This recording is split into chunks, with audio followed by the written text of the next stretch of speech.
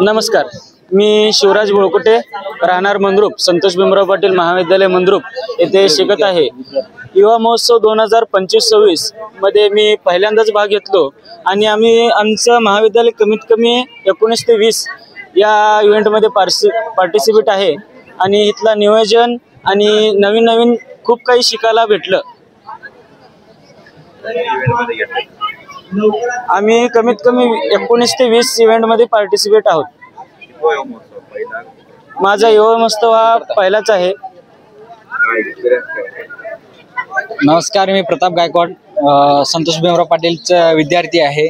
युवा महोत्सव हा अतिशय चांगला आहे। इथलं नियोजन परफेक्ट आहे। अतिशय चांगल्याप्रमाणे या ठिकाणी नियोजन केलेलं आहे। आम्हाला माहित नव्हतं की युवा महोत्सव असं असते। आपल्याला अत्यंत आनंद वाटतोय की आपण इथे एन्जॉय करतोय। प्रत्येक इव्हेंटमध्ये आम्ही पार्टिसिपेट केलं। आपलं कॉलेज कमीत कमी 20 इव्हेंटमध्ये पार्टिसिपेट केलेलं आहे। तरी आम्हाला हे पहिल्यांदा असं आनंद वाटतोय की हा युवा महोत्सव एवढा मस्त असतो की आम्ही पुढच्या वर्षी पण याच्यापेक्षा डबल आम्ही पार्टिसिपेट घेण्याचा प्रयत्न करतोय। आणि इथला नियोजन मॅनेजमेंट अतिशय चांगला आहे आणि इथलं जेवण पण मस्त आहे। राहण्याची सोय एकदम मस्त आहे, काही अडचण नाही। आम्हाला आनंद वाटतोय की आपण या युवा महोत्सवमध्ये पार्टिसिपेट केलो आणि या ठिकाणी आपलं कमीत कमी 60 महाविद्यालय या ठिकाणी पार्टिसिपेट केलेलं आहे। डायरेक्ट उत्तर सांगा। जसा सांगितला अनुभव घेण्याच्या अगोदरचा, तसा इथं आल्यानंतरचा अनुभव काय आल्यानंतर कसं वाटतं?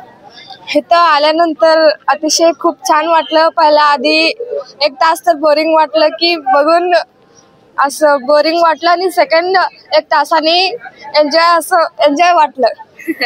ओळखी वगैरे झाल्या का? हो, ओळखी खूप झाली आहे मुलींची वगैरे।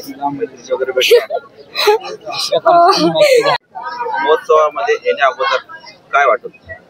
आम्हाला पहिल्यांदा आम्ही आमच्या सिनियर्सला विचारलं होतं की हे युवा महोत्सव मध्ये कसं म्हणजे किती तुम्ही पार्टिसिपेट केलेलं आहे। त्यांनी आम्हाला खूप प्रोत्साहन केलं की तुम्ही अशा प्रकारे करा। त्यामुळे आमच्या सिनियर लोकांनी आम्हाला खूपच म्हणजे छान मार्गदर्शन तर केलेलंच आहे आणि आमचा फर्स्ट इव्हेंट असल्यामुळे आम्ही खूप इथे एन्जॉय करत आहोत। काय विचार का महोत्सवात येण्याचा?